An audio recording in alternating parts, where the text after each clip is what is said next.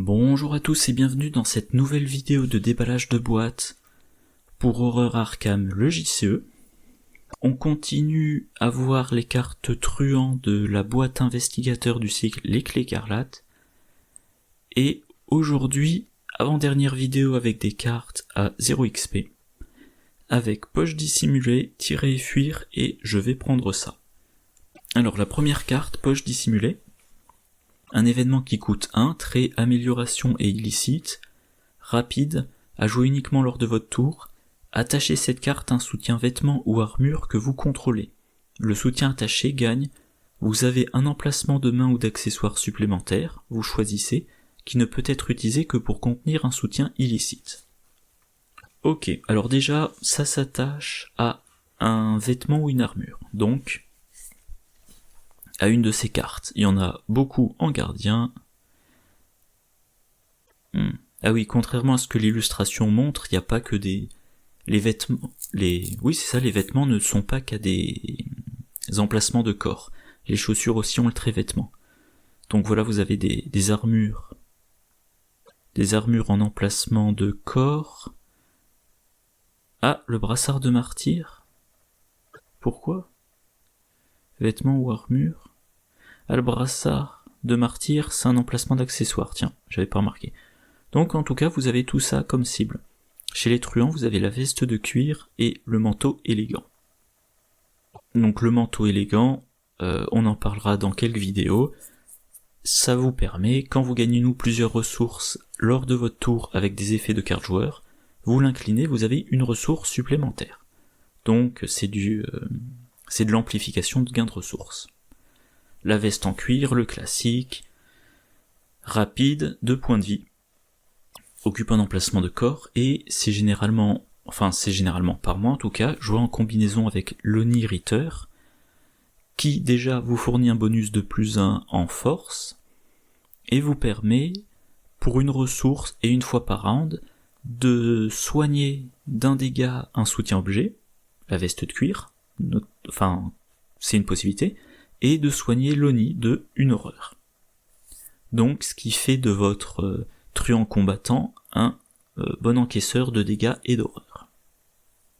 Alors maintenant, cet emplacement de main ou d'accessoire, il faut choisir en jouant la carte, ne peut être utilisé que pour contenir des soutiens illicites. Donc les soutiens illicites qui occupent un emplacement de main, le Derringer des survivants, des armes à feu ou de corps à corps de truand, le 38 de fine, et voilà. En emplacement d'accessoires, il n'y a rien du tout pour le moment. Donc le meilleur usage de la carte poche dissimulée, ça semble être si on veut un deck avec des armes à feu. Voilà, il y a tout ça. Et pour moi, une utilité, c'est pour remplacer l'étui pratique. Alors l'étui pratique, qui vient du cycle dernier, il coûte 4, il est de niveau 4, biclassé gardien et truand, il occupe un emplacement de corps, trait, objet, outil et illicite. Il n'est pas vêtement, il n'est pas armure. Donc on peut pas lui mettre une poche dissimulée, mais action rapide, choisissez un soutien arme à feu de votre zone de jeu qui occupe un seul emplacement de main. Attachez-le à l'étui pratique ou échangez-le avec le soutien attaché. Le soutien attaché n'occupe pas d'emplacement de main, limite de 1 soutien attaché. Action rapide, inclinez l'étui pratique, effectuez une action combattre sur le soutien attaché sans payer son coût d'action. Donc l'étui pratique, ça peut être utile, par exemple pour Tony Morgan, qui est un combattant, qui a un profil de combattant avec ses 5 en force, et qui peut utiliser beaucoup d'armes à feu. Donc, voilà. Moi j'avais fait ce deck assez récemment, et donc avant, Tony Morgan, j'aurais pu lui donner l'étui pratique avec l'idée, il a une carte, il a un soutien qui occupe un emplacement de main dans sa première main, un deuxième dans sa deuxième main, et un pistolet attaché à l'étui pratique. et ben maintenant tout ce que j'ai à faire à la place, pour moins d'XP, je mets dans le deck un vêtement ou une armure. Voilà, vêtement ou une armure. J'attache poche dissimulée. Je dis la poche dissimulée contient une carte illicite qui occupe un emplacement de main. J'ai de nouveau mes 2 mains et mon emplacement bonus. Et ça donne ce genre de deck. Et donc vous voyez que les soutiens qui occupent des emplacements de main, il y en a 3 différents. Le Colt de Tony, sa carte signature, le Mauser C96, sa deuxième arme, et aussi l'éventail noir. Donc concrètement, en cours de partie, je joue la veste de cuir, j'y attache la poche dissimulée, et maintenant, dans une de ses 2 mains, Tony a l'éventail noir, dans l'autre main il a un des 2 pistolets, et attaché et grâce à l'emplacement de main fourni par la poche dissimulée, il a son autre pistolet. Donc il cumule les bonus de l'éventail noir, la possibilité d'attaquer au Mauser et potentiellement de générer des ressources au passage, et la possibilité d'achever ses ennemis avec son Colt pour reprendre une prime derrière. Parce que, j'aurais dû le préciser tout à l'heure, l'avantage avec ce deck, c'est que la veste de cuir peut encaisser un dégât. Chaque round, vous mettez, si nécessaire, un dégât sur la veste de cuir. Chaque round, vous pouvez mettre une horreur sur l'Oni Ritter. Et ensuite, vous dépensez une de vos ressources, vous soignez l'Oni, vous soignez la veste en cuir. Alors que si vous utilisez l'étui pratique, vous perdez la capacité d'absorption des dégâts. Et aussi, point très important, qui était clarifié dans une FAQ, l'Oni, pour qu'elle puisse se soigner en horreur, ce qui est quand même le principal intérêt, vu que les truands généralement sont sensibles aux horreurs, sont sensibles aux traîtrises, et donc ils se prennent plein d'horreurs. Pour pouvoir soigner l'Oni de ces horreurs, il faut avoir un objet à soigner. On ne peut pas soigner l'étui pratique. Voilà. Alors évidemment, on perd ce action rapide, effectue une action combattre.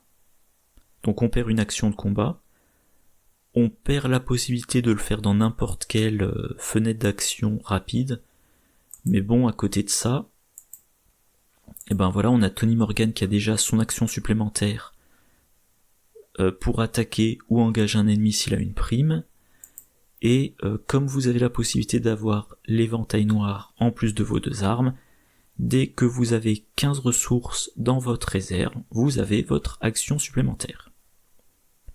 Et comme vous économisez les 4 XP de l'étui pratique, ouais c'est ça, étui pratique, et ben vous investissez cet XP dans l'éventail noir, ou le crâne décoré, etc., etc.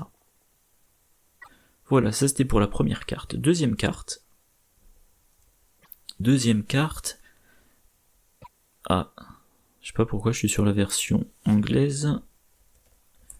Courir et tirer. Alors, comme souvent, il y a une longue critique que j'ai rapidement survolée. Alors, tirer et fuir. Ça sera plus pratique avec l'image. Donc, un événement. Encore une illustration sympa. A priori avec Chuck Fergus. Donc, un événement qui coûte 1. Rapide, à jouer uniquement lors de votre tour. Mettez en jeu un soutien allié de votre main. À la fin de votre tour, si ce soutien est toujours en jeu, renvoyez-le dans votre main. Ça rappelle bien sûr le tour de passe-passe, qui fait la même chose mais pour un soutien objet.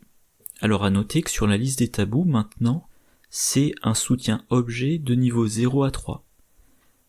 Et précédemment, c'était dans la liste des tabous, si ma mémoire est bonne, un soutien objet, qui n'occupe qu'un seul emplacement de main. Donc, il y a quand même le risque, on verra, mais il y a le risque que sur la prochaine liste des tabous, ils disent finalement, tirer et fuir, on le limite. Ok. Toujours est-il, les alliés. Il y en a plein. Les alliés qui ont un effet d'entrée en jeu. Parce que l'intérêt, vous ne payez qu'un, ça coûte même pas d'action, donc c'est seulement une ressource, vous mettez en jeu un allié. Et comme il va potentiellement remonter dans votre main, s'il n'a pas été défaussé, et ben vous pourrez le rejouer. Donc cet allié, s'il a un effet d'entrée en jeu, vous aurez 2 fois l'effet d'entrée en jeu. Donc les effets d'entrée en jeu, il y en a quelques-uns. On peut citer notamment l'assistante de laboratoire, un allié 1-2 pour 2, la taille limite de votre main est augmentée de 2, réaction après l'entrée en jeu de l'assistante de laboratoire, piochez 2 cartes. Donc potentiellement, vous utilisez le tirer ou fuir, c'est bien ça ? Tirer et fuir. Vous utilisez tirer et fuir pour piocher 2 cartes, en action rapide pour une ressource. Bon, c'est déjà ça. Dans la même logique, on a Jeremiah Kirby. Il coûte 4, il est de 1, il donne plus en intelligence. Réaction, après que Jeremiah Kirby est entré en jeu, choisissez pair ou impair, révélez les 5 cartes du dessus de votre deck, piochez chaque carte dont le coût correspond à l'option choisie, mélangez les cartes restantes dans votre deck. Donc Jeremiah Kirby, tout simplement, il peut vous faire piocher jusqu'à 5 cartes. Alors, 5 cartes, c'est très improbable, mais il y a des chances pour que ça soit plus que l'assistante de laboratoire, si vous avez bien conçu votre deck. Et donc, encore une fois, s'il meurt pas, il remonte dans votre main, et le tour suivant, vous pouvez le rejouer. Et maintenant que j'y pense, un petit truc sympa, avec la carte écrit cryptique, voilà, vous faites un deck plein de cartes qui ont un coût pair, alors sachant que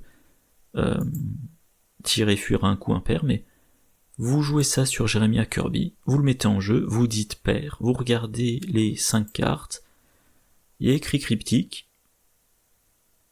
Ah, est-ce que 0 c'est pair ? Je crois, oui, de mémoire. Il me semble. Voilà. Bon, en tout cas, il vous fait piocher écrit cryptique, qui vous fournit les ressources, 3 ou 4. Voilà. Bon, je couperai au montage. Et donc, par exemple, ça va être pour un deck Trish Scarborough, main pleine, je l'ai déjà mentionné dans quelques vidéos précédentes. Autre bon allié pour ça, le prêtre ambivalent. Vous le faites entrer en jeu, il ajoute 3 pions bénis à la réserve du chaos, et c'est à la fin de votre tour. Donc, à la fin de votre tour, il remonte en main, et du coup, à la fin de la phase d'entretien, il n'est pas là pour mettre un pion maudit. Et au tour suivant, vous pouvez le rejouer, de nouveau, 3 pions bénis. Mine de rien, vous avez mis 6 pions bénis. Et évidemment, comme il est de 2, il peut, pendant votre tour, encaisser 1 et 1. Ou alors, même pas encaisser, vous choisissez de le blesser de 1 et de 1 pour mettre 2 pions bénis. Donc, il entre en jeu 3 pions bénis, esprit d'humanité, on est à 5 pions bénis.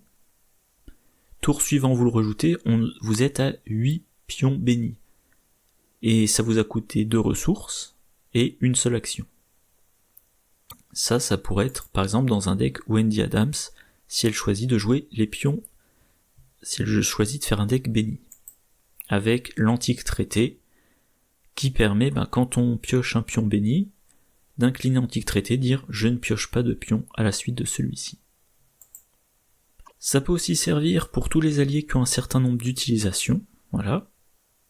Mais si on prend l'aventurier par exemple, il faut l'incliner.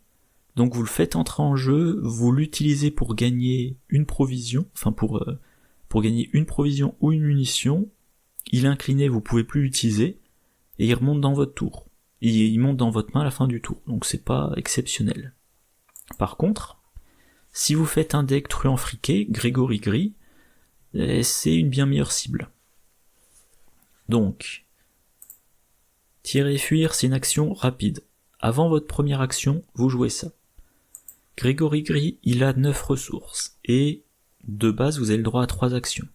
Bon, si vous êtes un truand, vous en avez peut-être 4, ou peut-être 5, mais voilà, 9 ressources, 3 actions, ça fait 3 ressources par action. Vous faites 3 tests pendant votre tour, et vu que de toute façon vous n'allez pas garder Grégory Gris, vous n'avez pas à économiser ses ressources, vous posez pas de questions. Chacun de vos tests, vous dépensez 3 ressources. Si vous réussissez de 3 ou plus, vous les gagnez. Si vous ne réussissez pas 3 ou plus, vous ne les gagnez pas. Mais ça vous a coûté seulement une ressource pour le mettre en jeu. Et encore une fois, fin du tour, il remonte dans votre main, tour suivant, vous pouvez le rejouer. Donc disons que vous avez pensé votre coup. Je vais revenir sur l'exemple, Tony Morgan, voilà, qui a 5 de force, qui a son Colt, il joue le cercle brisé, je suis en train de faire la campagne, donc c'est pour ça que je l'ai en tête, et il pioche une initiée de la congrégation qui est 2-2-2. Tony Morgan lui met une prime dessus, donc s'il attaque avec le Colt, il est à 6. 6 contre 2, il est à 4 au-dessus de la difficulté. Alors moi généralement je table, quand je joue en standard, sur le fait que je vais piocher des pions moins 2. Mais le cercle brisé, si vous avez choisi la bonne...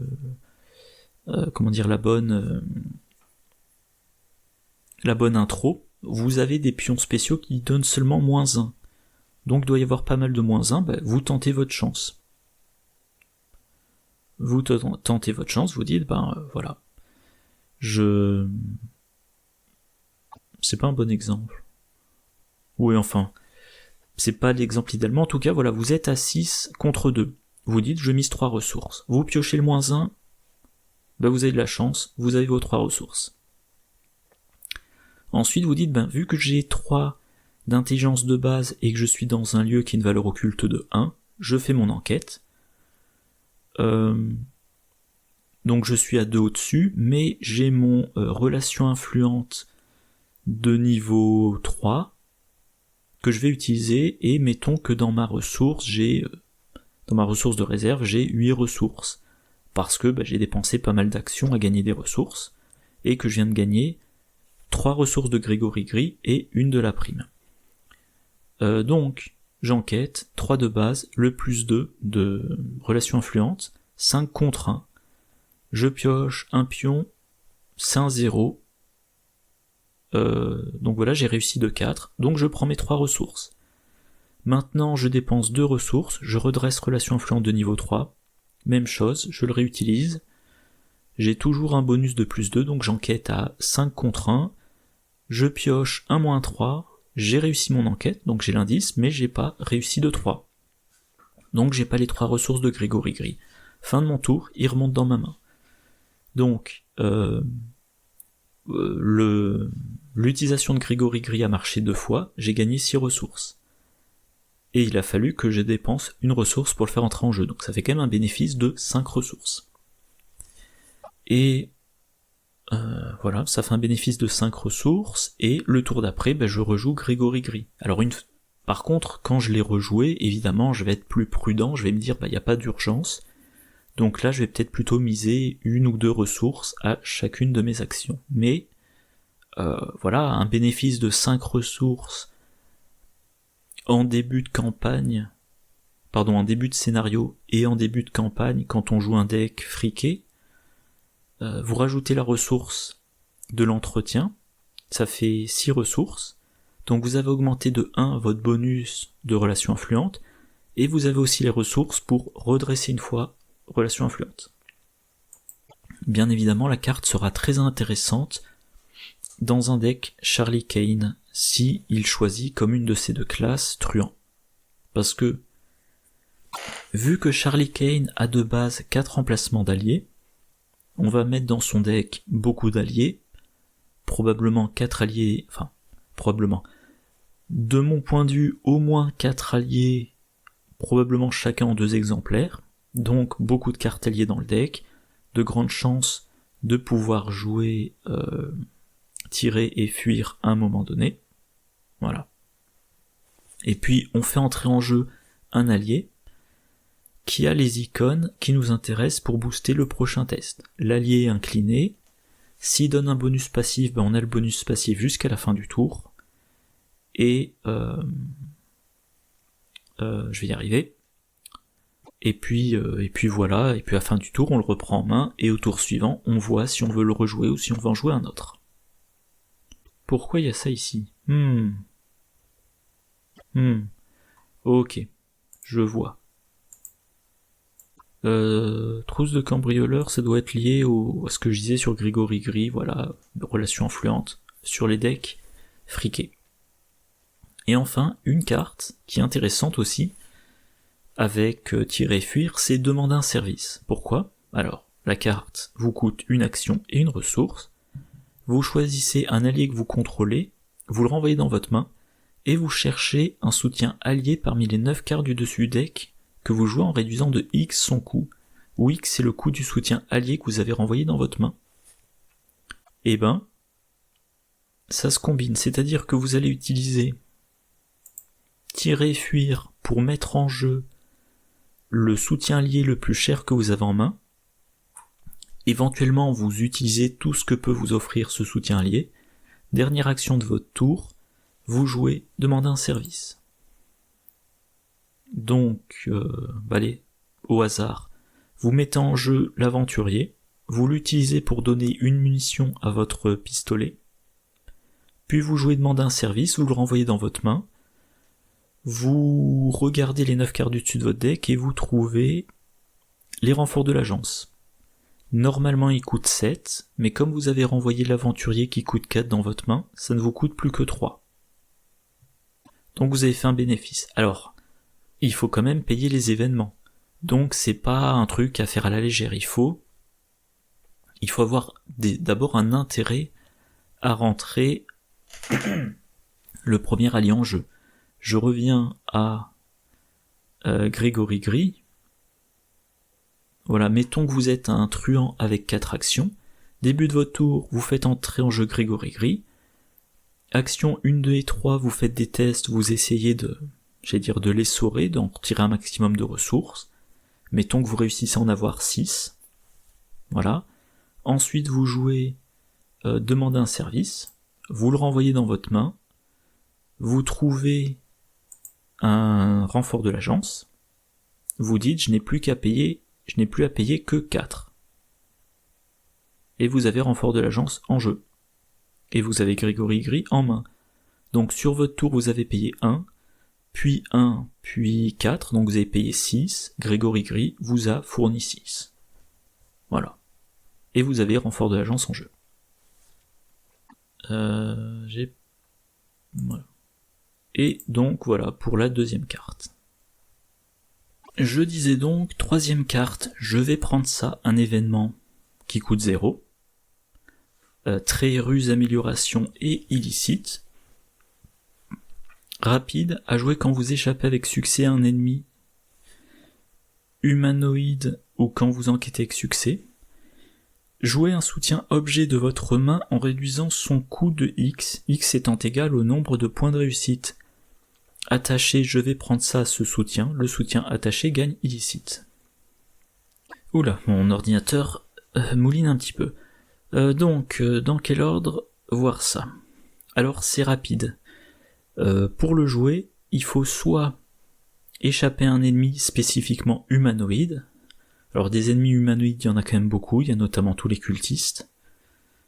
Mais ça va pas être tous les ennemis. Il peut y avoir des scénarios sans ennemis humanoïdes.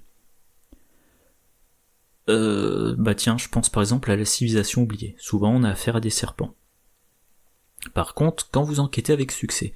Donc déjà, si vous voulez que cette carte ait beaucoup de chance et beaucoup d'occasions de s'activer, il faut soit un deck focalisé sur l'enquête, soit un deck focalisé sur l'évasion, mais dans ce cas-là, il faudra avoir des humanoïdes. Ok.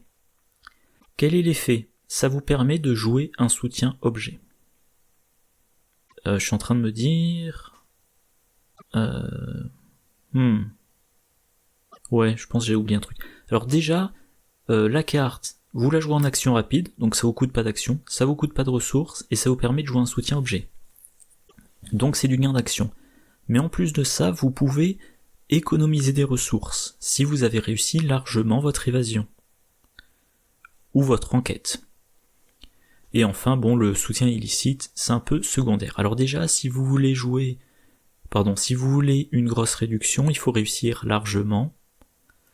Donc, moi, ça m'évoque le cavalier d'épée, donc le tarot truand de niveau 3, que je n'ai jamais dû jouer, je pense. Quand vous devriez réussir un test de compétence, vous gagnez +1 à votre valeur de compétence pour ce test. Sans limite. Donc, vous réussissez votre évasion de 0, grâce à cavalier d'épée, vous l'avez réussi de 1. Et donc, vous pouvez jouer un objet pour 1 de moins. Les objets qu'il y a chez les truands, bien évidemment, il y en a plein.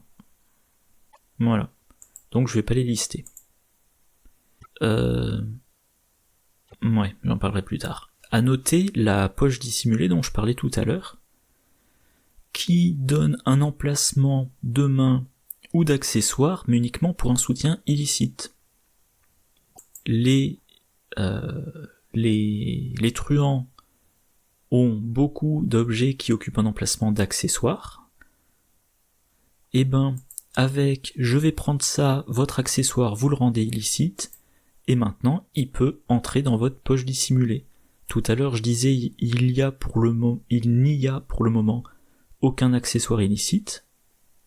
Et ben maintenant, vous prenez un accessoire que vous rendez illicite. Et donc, dans un deck de combattants friqués, vous pouvez par exemple cumuler le crâne décoré, que vous chargez en tuant des ennemis, et qui, en une action, peut vous faire piocher jusqu'à 3 cartes et gagner jusqu'à 3 ressources. Et mettons la corde à piano, qui vous permet, en action rapide, d'essayer d'achever un ennemi avec force +2. Ou alors de combiner avec l'étui à cigarette porte-bonheur de niveau 3 qui vous permet de tutorer vos meilleures cartes. Mais un truc important, c'est le timing. C'est-à-dire, à jouer quand vous échappez. Point important, c'est quand. Dans le jeu, quand précède après. Ça paraît bête à dire, mais vous échappez à un ennemi. Vous échappez avec succès à un ennemi, donc il est incliné. À ce moment-là, si je me trompe pas sur le timing, évidemment si je me trompe, indiquez-le en commentaire, mais moi tel que je comprends les choses, je lui échappe, il est donc incliné, à ce moment-là, je joue un objet, et il y a des objets qui vont jouer sur le fait qu'un ennemi est incliné. Typiquement, le 25 automatique. Donc, si je dis pas de bêtises, encore une fois, mais je vois pas pourquoi ça serait pas le cas, vous échappez un ennemi. Vous jouez, je vais prendre ça. Et vous jouez le 25 automatique de niveau 2, en action rapide pour 4 ressources, ou 3 si vous avez réussi votre évasion de 1, ou potentiellement pour 0 ressources si vous avez réussi votre évasion de 4. Et maintenant qu'on n'est plus dans le quand vous échappez, on entre dans le après que vous avez échappé, et donc on peut activer ça. Après que vous avez échappé à un ennemi dans votre lieu, effectuez la capacité combattre ci-dessus sans dépenser d'action. Donc encore une fois, bon, je vais directement passer à la suite. Donc, et oui, le fidèle 38 de Finn, c'est pareil. Il donne un bonus si l'ennemi n'est pas engagé. Il y a la loupe. Alors la loupara. Non, je vais finir ce que j'étais en train de dire. Donc Finn Edwards, que je le retrouve. Donc Finn Edwards, il utilise son action bonus pour s'échapper. Donc il n'a pas dépensé d'action. Il réussit son évasion, il joue « je vais prendre ça ». C'est rapide, il n'a toujours pas dépensé d'action. Il fait entrer en jeu le 25. Voilà. Il a fait entrer en jeu le 25, sans utiliser d'action. Il déclenche la réaction du 25, ce qui lui permet de combattre. Il n'a toujours pas dépensé d'action. Et il a dépensé son action bonus, mais aucune de ces 3 actions. Donc avant même d'avoir dépensé ces 3 actions, standards, qu'ont tous les investigateurs, il a échappé à un ennemi, mis un pistolet en jeu, et effectué une attaque contre l'ennemi. Autre cible intéressante, la Lupara. Alors certes, la jouée ne provoque pas d'attaque d'opportunité. Ok. Mais elle a comme capacité dépenser une munition combattre, vous gagnez plus en force, infligez plus un dégât pour cette attaque. Si la Lupara est entrée en jeu à ce tour, vous gagnez plus en force et infligez plus un dégât supplémentaire. Donc que ça soit, alors plus probablement après une évasion, parce qu'en général on n'enquête pas s'il y a un ennemi dans le lieu, vous échappez à un ennemi, ça vous donne la possibilité en action rapide de jouer la Lupara, potentiellement à tarif réduit, et comme elle vient d'entrer en jeu, elle vous fait combattre à plus de en force et plus de dégâts. Pourquoi j'ai mis ça ? Oui, probablement pour dire que la Lupara, évidemment, si vous avez accès à la carte, vous pouvez jouer dessus bien entretenu, c'est rapide. Donc après avoir fait entrer en jeu la Lupara, vous jouez dessus bien entretenu. La Lupara, elle tire 2 fois à plus 2, et à un moment donné, vous débrouillez pour la défausser, et grâce à bien entretenu, au lieu d'être défaussée, elle revient dans votre main. Avec toutes les améliorations, voilà. Alors, une partie des améliorations, voilà, par exemple, le fiable, c'est rapide. Munitions personnalisées, c'est également rapide. Viseur télescopique, ça rentre pas parce qu'il faudrait que la carte prenne 2 mains, et là elle en prend qu'une. En tout cas, voilà, en action rapide, vous faites entrer la Lupara. En action rapide, vous mettez bien entretenu et les autres améliorations qui se mettent en action rapide. Vous tirez avec votre super Lupara. Vous avez 2 tirs, vous pouvez faire 6 dégâts. Enfin, pardon, avec munitions personnalisées, vous gagnez 2 munitions, donc vous pouvez faire 4 tirs si vous avez le bon nombre d'actions. Et voilà, bien entretenu vous permet de la récupérer en main avec les améliorations au lieu de la défausser.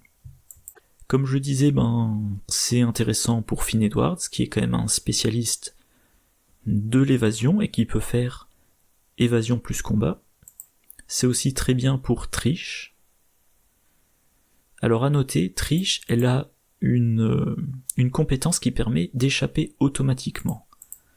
Et que je dise pas de bêtises, voilà, en fait c'est ça, voilà. La carte, je vais prendre ça, demande d'échapper avec succès.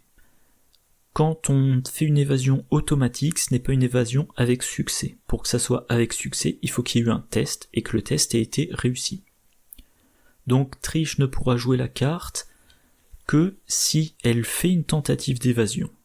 Mais à côté de ça, Trish peut enquêter. Donc elle enquête, et c'est une des conditions une des conditions pour jouer, je vais prendre ça.